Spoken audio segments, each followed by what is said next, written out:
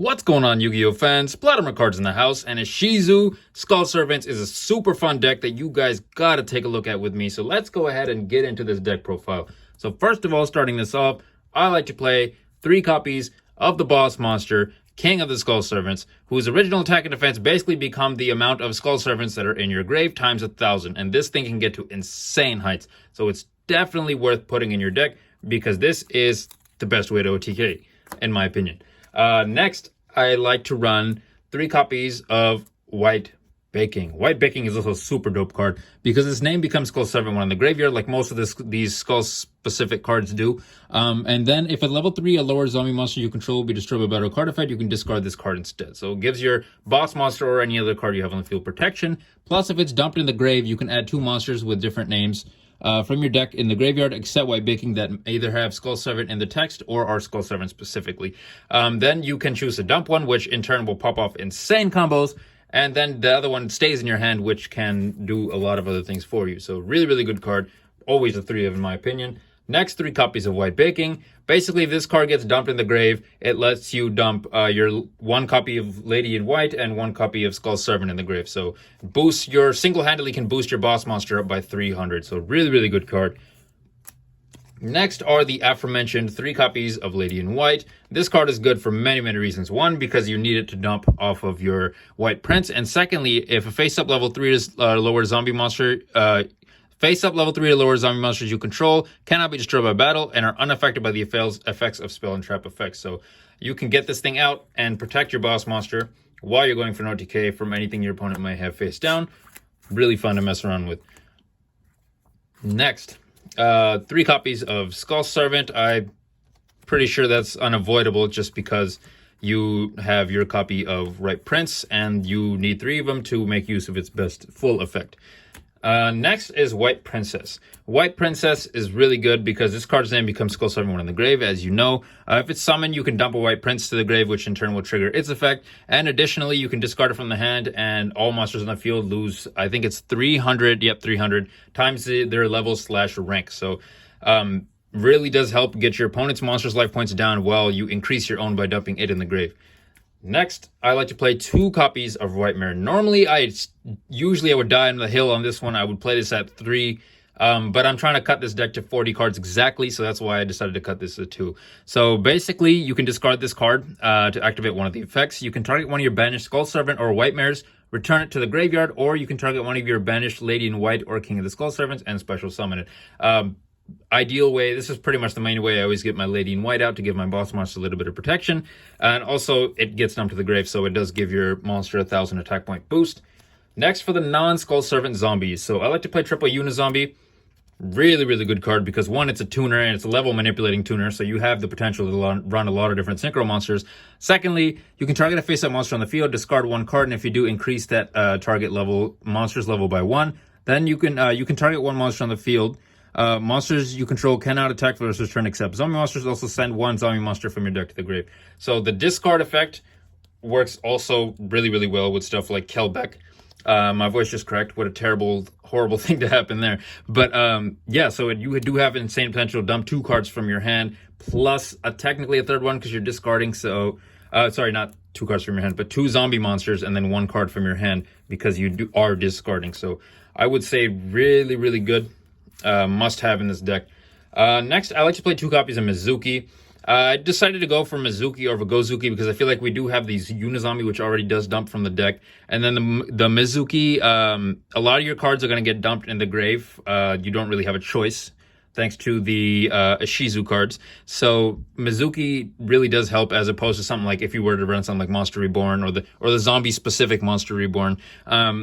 This thing, basically, you can banish it from the grave in order to special summon 1 from the grave. So you can recycle like anything, really. But I usually go for King of the Skull Servants. Or sometimes, if this gets sent to the grave, I can banish this to pop off more combos by special summoning my Unizombie. Next are the Ishizu cards.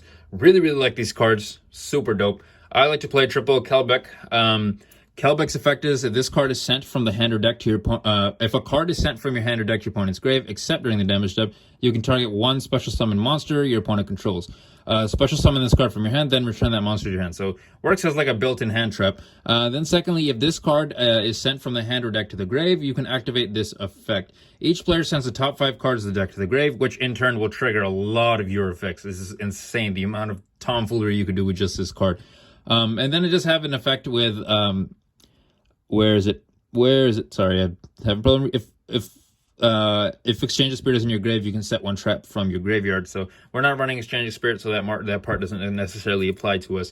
But the ability for it to dump 5 willy-nilly is just crazy, because that there's a lot of cards in this in this deck that once they're dumped pop off a lot of different combos.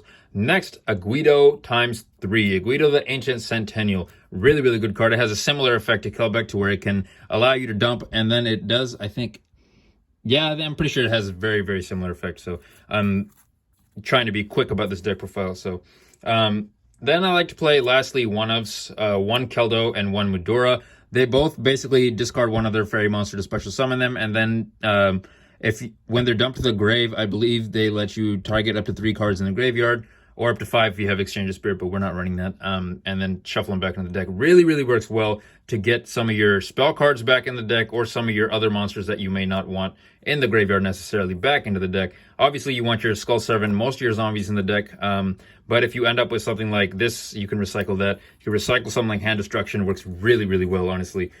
Stuff like Foolish Burial, that will just set you up for a very long time. So I do like running these at 1. Ideally, some cards I would like to shout out. I don't necessarily run them in this deck, again, because I wanted to keep it at 40. But Baron de Fleur, really, really good card. That's an extra deck card, but might as well shout it out now. Dark Ruler No More, if you're going second. That's something I have side decked, but it's a good card. And also Forbidden Droplet. That card's insane in this deck. I just don't have the money for that. And also, I'm trying to keep this deck to 40, but I'm sure if I had that card, I'd work something out there. Next are the spell cards. So, triple copies of Hand Destruction. So, each player sends 2 from the hand of the grave and then draws 2 cards. Works really well, can trigger off your combos, and just helps you get to the cards that you need as quickly as possible. 1 copy of Card Destruction. It's the same thing as Hand Destruction, but you discard your entire hand. You don't get to choose. And then lastly, the 3 one-ofs. 1 copy of Burial from a Different Dimension, 1 copy of Foolish Burial, and 1 copy of 1 for 1. So 1 for 1, send a monster from your hand to the graveyard, special summon 1 level 1 monster. Foolish Burial, send 1 monster from the deck to the grave, and Burial from a Different Dimension, target up to 3 banished monsters, return them to the grave. So you could return your banished Ishizu monsters, you can return your banished and your Skull Servants monsters, giving your boss monster a boost. Honestly, these cards are insane. So I would definitely not recommend cutting either of these, or any of these, sorry, but I really do like these cards. Moving forward for the extra deck. So first are the Link monsters. Starting us off, I wanted to run Appaloosa. Yeah, I guess you could run, what am I thinking of? What's that one? Why do I just not know what it is off the top of my head? I have terrible memory. But shit, the one that basically it gains all that attack. Access Code Talker. Access Code Talker if you wanted to, but I feel like we already have enough OTK stuff, so I wanted to go for Appaloosa because it gives us some negates, and I would say that's like one thing that's missing from this deck. So one of that. 1 copy of Pentastag. If you summon it, basically it lets your boss monster do piercing. It just takes 2 effect monsters, and it can win your duels if you're going second. 1 Nightmare Phoenix, 1 Nightmare Unicorn, 1 Link Karibo, since we are messing around with level 1s. 1 copy of Vampire Sucker. This one I'm a little bit iffy on, but for now I'll just keep it in, but that's probably something that can be taken out.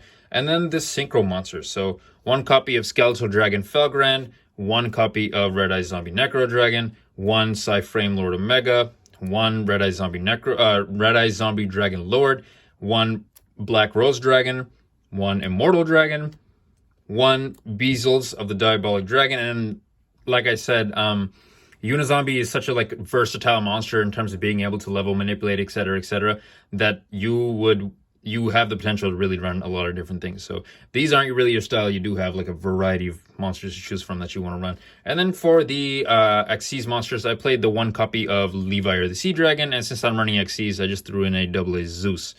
That was pretty much it. I know there's a lot of cards that you could probably run that would work really, really well. Like there's that one equip card that lets your boss monsters, King of the Skull Servants, attack directly. But the only problem with that one is there's not like a consistent way to search it and add it to your hand, I would say. So until equip cards get that searching ability, I have kept that out for now. There's a lot of different cards that you can mess around with. Some things I've been messing around with in the past. Let's see here. This got banned, so I had to pull it out. Gozuki, it's a good card, but I feel like I already had enough dumping in the grave, and I wanted to keep it at 40. Shiranui Solitaire, basically you can banish this, use its effect to search your Unizombie. You can use stuff like Reasoning. It also helps dump a couple cards in the grave. And then I do have like stuff like Book of Life is decent. Shang-Chi Despair Dao, I didn't like it as much. I was using it in combination with Gold Sarcophagus earlier. I didn't like that one as much, but overall, I've been testing this deck now for, what, a couple hours now. I've been doing it all day. But this probably is the most consistent I've seen this deck. Like, the ability to get my King of the Skull Servants to 10,000 plus life points, or attack points, sorry, it's been pretty high. So I would definitely say this is the best way to go about it. For now, I'm at least in my limited knowledge, I'm sure there are people out there that are way better than me at building deck profiles and whatnot. But I just want to use this as like a medium to, like, you know, hey, talk. You guys can let me know if there's any type of improvements you'd like to see in this deck. Anything that you would add that I haven't added, love to hear about that in the comments below. Anything you take out, love to hear about that as well. This is Plotter Cards, guys, signing out for the day. And if you like what you see, don't hesitate to like, comment, and subscribe. And we will see you in the next video.